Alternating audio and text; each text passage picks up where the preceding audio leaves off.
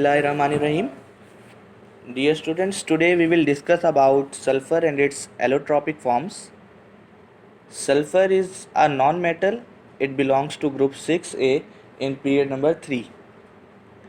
इसका atomic number 16 होता है और इसका एटॉमिक मास जो है वो 32 है. अच्छा, now if we look towards its electronic configuration, तो हमें पता चलेगा कि sulphur has 2 electrons in its first shell, 8 electrons in its second shell and 6 electrons in its outermost shell. यानी कि वैलेंस शेल में इसके पास 6 electrons है, which means कि it can gain 2 more electrons to complete its octet. अच्छा, sulphur जो है it is very well known since from the ancient times. पुराने वक्तों में भी लोग सल्फ़र का बहुत ज़्यादा इस्तेमाल किया करते थे due to its antibacterial anti germal properties. 1787 Lavoisier recognized it as a separate element. ठीक है. अच्छा, now moving toward the allotropic forms of sulphur. सबसे पहले हम ये देखेंगे कि एलोट्रॉपी होती क्या है. Allotropy is a property of an element to exist in more than one different physical forms. किसी एक एलिमेंट का एक से ज़्यादा डिफरेंट फिजिकल फॉर्म्स में एग्जिस्ट करना इज़ कॉल्ड एलोट्रॉपी. और एलोट्रॉपी की वजह क्या होती है? Difference in the structures of atoms. Atoms की अरेंजमेंट में डिफरेंस की वजह से एटम्स किस तरह से अरेंज हुए हुए हैं आपस में, it decides the allotropes of an element.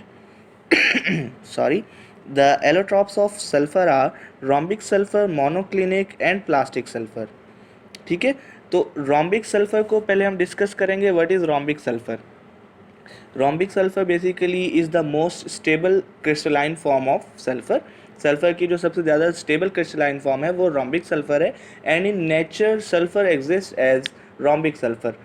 Naturally sulphur जो एग्जिस्ट करता है वो भी रोम्बिक सल्फर की फॉर्म में ही एग्जिस्ट करता है. ठीक है. रोम्बिक सल्फर जो होता है वो पेल येलो कलर में होता है.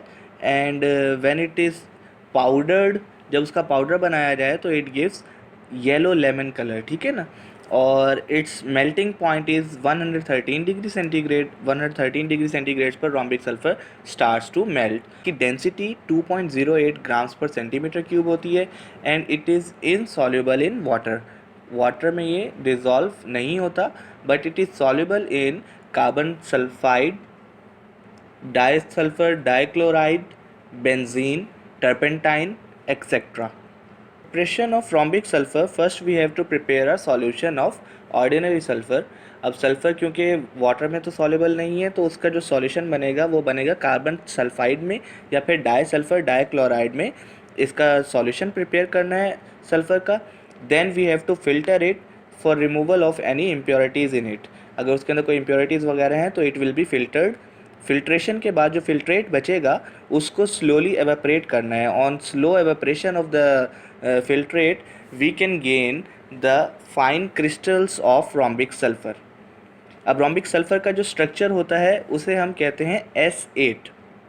यानी कि हर मॉलिक्यूल में सल्फ़र के 8 एटम्स मौजूद होते हैं, which means कि each atom of sulfur in a rhombic sulfur is attached to 7 other atoms. ठीक हो गया. Okay, the second allotrope of sulfur is monoclinic sulfur. Monoclinic sulfur जो है सल्फ़र की एक एलोट्रॉपिक फॉर्म है.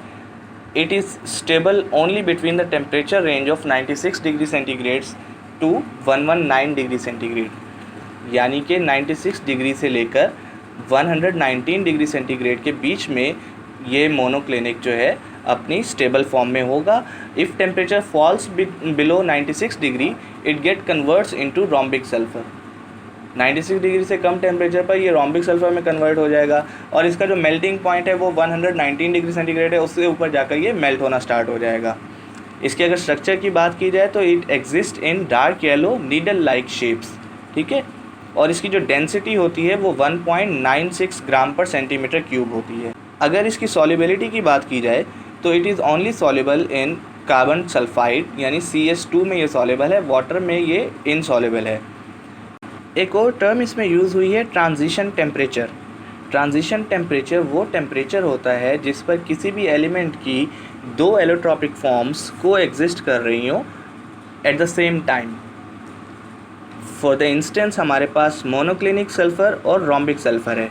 96 डिग्री सेंटीग्रेड पर रोम्बिक सल्फ़र मोनोक्लिनिक सल्फ़र दोनों को एग्जिस्ट कर रहे होते हैं। If temperature drops below 96 degree it gets converts into rhombic sulphur. 96 degree से टेम्परेचर अबव होता है, राइज करता है, तो वो मोनोक्लिनिक सल्फ़र में कन्वर्ट हो जाता है। थर्ड एलोट्रॉप सल्फ़र का जो है वो है प्लास्टिक सल्फ़र।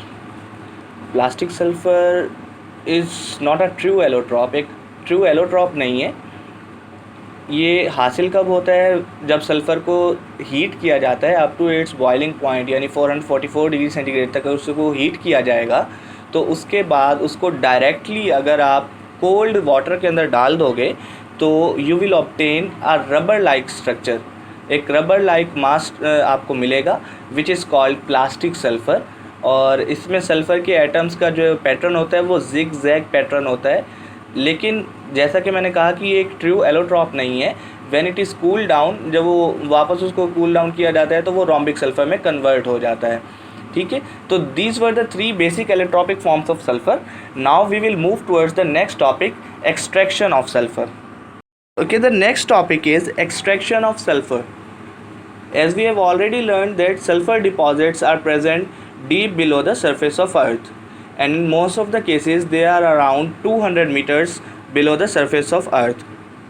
इतनी डेप्थ में अगर कोई डिपॉजिट मौजूद हैं तो we can not dig to them, हम उनको डिगिंग के थ्रू ईज़िली निकाल नहीं सकते। इसके लिए हरमन फ्रैश एक अमेरिकन इंजीनियर थे, उन्होंने एक मेथड प्रपोज किया जिसको अभी हम डिस्कस भी करने जा रहे हैं, जिसको कहा जाता है Frasch process. The Frasch process is quite simple, it is just using 3 pipes which are concentric and hot water and hot air. ठीक है, द जो फर्स्ट पाइप है हमारे पास उसका डायामीटर है 30 सेंटीमीटर और उसको डंप किया जाता है टिल द सल्फ़र बेड, जहाँ तक सल्फ़र बेड मौजूद है वहाँ तक उसको डंप कर दिया जाता है।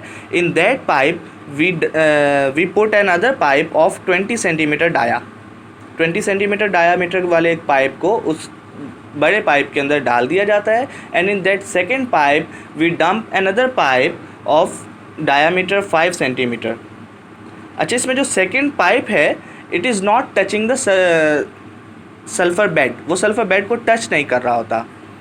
अब प्रोसेस में होता क्या है कि hot water is pumped through the outer most pipe, जो आउटर मोस्ट पाइप है उसमें से हॉट वाटर को पंप किया जाता है at a temperature of 170 degree centigrades and a pressure of 100 ATMs, 100 atmospheric pressures पर उसको पंप किया जाता है उसके अंदर।